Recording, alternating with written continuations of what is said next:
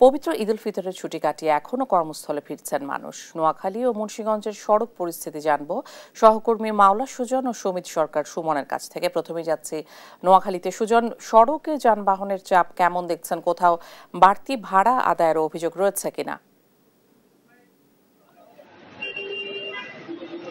ইশিকা, আপনাকে শুভেচ্ছা জানাচ্ছি। তো আমি জানিয়ে রাখতে চাই, আমি এখন দাঁড়িয়ে আছি নোয়াখালী জেলা শহরের যে ব্যস্ততম প্রধান সড়ক, আমি দাঁড়িয়ে আছি।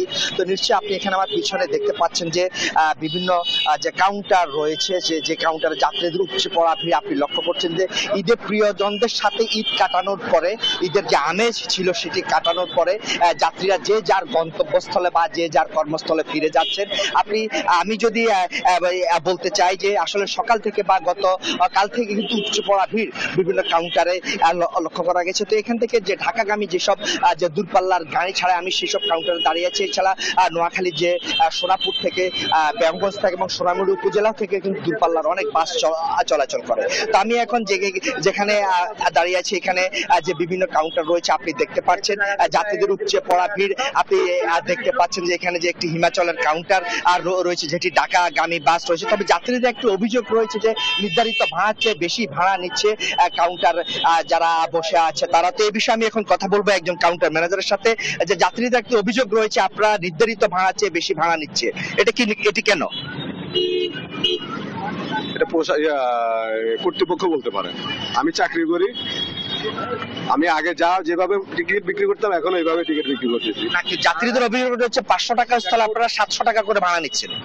500 টাকার ভাড়া 700 নিচ্ছেন, এটা আপনি ভুল বলছেন বা যাত্রী ভুল বলছেন। 500 টাকার ভাড়া নন এসি 600 টাকা নিচ্ছে। না, 600 টাকা নিচ্ছে, আমাদের কাছে 600 টাকা নিচ্ছে। আর এসি বাস কেন কত করে নিচ্ছেন? 700 টাকা নিচ্ছে। আচ্ছা, আমি আরেকটু যদি এগিয়ে যাই তাহলে আমি আরেকটু কথা বলার চেষ্টা করব বিভিন্ন যাত্রীদের সাথে, যে আমি আরেকটি কাউন্টারে যাওয়ার জন্য এগিয়ে যাচ্ছি, যেখান থেকে দূরপাল্লার বাস চলাচল করে। লাল সবুজ নামে একটি কাউন্টার আমি যাচ্ছি, সেখানেও আপনি উপচে পড়া ভিড় আমরা দেখতে পাচ্ছি। যে আমি কিছু যাত্রীর সাথে কথা বলার চেষ্টা করব। কর্মস্থলে তো যাচ্ছি ঈদ শেষে, ভাড়া কত করে নিচ্ছে? আবার ভাড়া কত করে নিচ্ছে বলে কোনো অভিযোগ রয়েছে কিনা ভাড়ার ব্যাপারে আপনাদের? ভাড়ার ব্যাপারে কোনো অভিযোগ রয়েছে কিনা যাত্রীদের, যে কত করে ভাড়া নিচ্ছে বা বেশি ভাড়া নিচ্ছে কিনা? আপনি কি মনে করেন? 700 টাকায় নেয়। ঈদের আগেও আসলে 700 টাকা, এখনো 700 টাকা। নির্ধারিত ভাড়া 500 টাকা, এই 700 টাকা করে যে নিচ্ছে এটি কি বেশি মনে হচ্ছে? এখন তো বেশি মনে হয়। কোন প্রশাসনের প্রতি কোনো দাবি রয়েছে কিংবা আহ্বান রয়েছে কিনা? প্রশাসনের প্রতি আমি কি আহ্বান করবো? প্রশাসন তো এখানে আসে না। আমি একজন কাউন্টার ম্যানেজারের সাথে কথা বলার চেষ্টা করবো, যে যাত্রীদের একটি অভিযোগ রয়েছে আপনারা বেশি ভাড়া নিচ্ছেন। জি, যাত্রীদের একটি অভিযোগ রয়েছে আপনারা বেশি ভাড়া নিচ্ছেন। না, আমরা এখানে বিষয়টা হচ্ছে যে আমাদের ঈদ মুহূর্ত, তো আমরা এদিক থেকে যদি ওখানে গাড়ি ভাড়া ওই দিক থেকে খালি, যার কারণে আমরা প্রতি টিকিটে সকলের সিদ্ধান্তক্রমে 150 টাকা বাড়তি নেওয়া হচ্ছে পূর্বের ন্যায় অনুযায়ী। তারপরেও যদি যাত্রীদের আপত্তি থাকে তাহলে আমরা উভয় কনসাল্টের মাধ্যমে আমরা ভাড়া নিম্নতে নিয়ে আসতে পারবো, কোনো সমস্যা নাই। আমরা তেমন কোনো অতিরিক্ত ভাড়া নিচ্ছি না এমত অবস্থায়। এটা হলো আমার বক্তব্য। যেমনটি বলছিলেন তিনি, আসলে তিনি একটি যে দাবি করেছেন, আসলে এদিক থেকে যদি পুরোপুরি যাত্রী নিয়ে যদি গাড়ি যায়, কিন্তু ঢাকা থেকে আসার সময় খালি আসে, তাই তারা যে কর্তৃপক্ষের সিদ্ধান্ত অনুযায়ী 150 টাকা করে, অর্থাৎ 150 থেকে 200 টাকা করে বেশি ভাড়া নিচ্ছেন। তবে এই বিষয়ে কিন্তু প্রশাসনের এখনো কোনো যে অভিযান কিন্তু আমরা লক্ষ্য করিনি, বা প্রশাসনের কোনো অভিযান আমরা দেখিনি। এক্ষেত্রে যাত্রী সাধারণ যে প্রশাসনের হস্তক্ষেপ কামনা করছে। তো আমি এখন এই বিষয়ে কথা বলার জন্য যাব মুন্সিগঞ্জে, সেখানে রয়েছেন সহকর্মী সুমন। মুন্সিগঞ্জের যে যাত্রীদের সর্বশেষ পরিস্থিতি জানাবেন।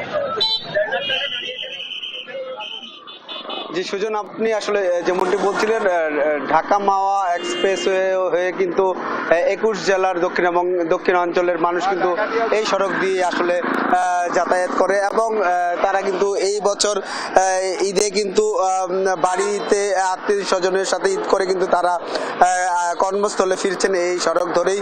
এই সড়কে কিন্তু আসলে আমরা বিড়ম্বনা এবং যানজটের কোনো আসলে খবর পাইনি। এখানে কিন্তু তারা স্বাচ্ছন্দ্যে কিন্তু এই পদ্মা সেতু পার হয়ে কিন্তু তারা রাজধানীতে আসলে প্রবেশ করছেন তাদের কর্মস্থলের উদ্দেশ্যে।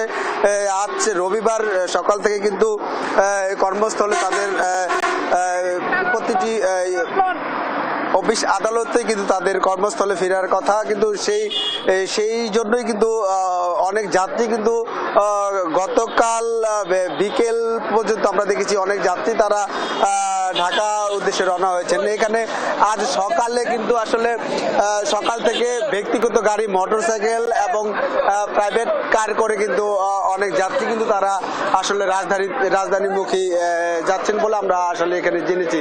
তো এখানে যাত্রীরা একটি অভিযোগ করেছেন, সেটি তারা কিন্তু দক্ষিণবঙ্গ থেকে রাজধানীমুখী যে সড়ক আছে সেই সড়কে কিন্তু তাদের 100 থেকে 200 টাকা ভাড়া বৃদ্ধি বলে আমাদের একটি অভিযোগ করেছেন। তো এখানে কিন্তু চালকদের সাথে কথা বলেছিলাম, তাই চালকরা আমাদের যেটি জানিয়েছেন যে তারা ঢাকা থেকে খালি বাস যায়, সেই জন্যই কিন্তু তারা আসলে 100-150 টাকা ভাড়া বৃদ্ধি বলে আমাদের এখানকার তারা জানিয়েছেন।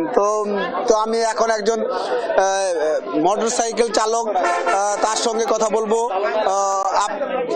আপনি একটু জানাবেন যে এই সড়ক দিয়ে তো আপনারা কর্মস্থলে ফিরছেন, তো সড়কে কোনো ভোগান্তি আছে কিনা, সড়কে কোনো যানজট আছে কিনা, কেমন কাটালেন?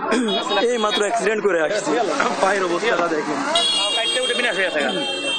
বাস যে যার মতো 150 কিলোমিটার স্পিডে এসে মেরে দিতেছে। এখন দেখার উপায় নাই তাদের যে বাইক কিভাবে আছে, কোন পজিশনে আছে।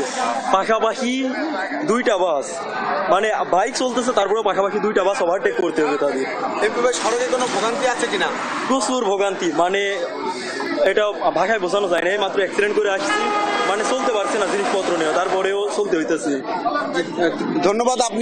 আপনি যেমনটি শুনছিলেন যে এইখানকার চালকরা কিন্তু বেপরোয়াভাবে গাড়ি চালার কারণে কিন্তু আসলে দুর্ঘটনা ঘটে, এবং হাইওয়ে পুলিশ কিন্তু এই দুর্ঘটনা রোধের জন্য এবং অতিরিক্ত যানবাহন যেন চালাতে না পারে সেই জন্য কিন্তু তারা গত 2 দিনে কিন্তু প্রায় 100টি মামলা করেছেন বলে আমাদের এখানকার হাইওয়ে পুলিশের ওসি জানিয়েছেন। তো এই ছিল আমার কাছে মুন্সিগঞ্জ থেকে ঢাকা মহাসড়ক থেকে সবশেষ খবর।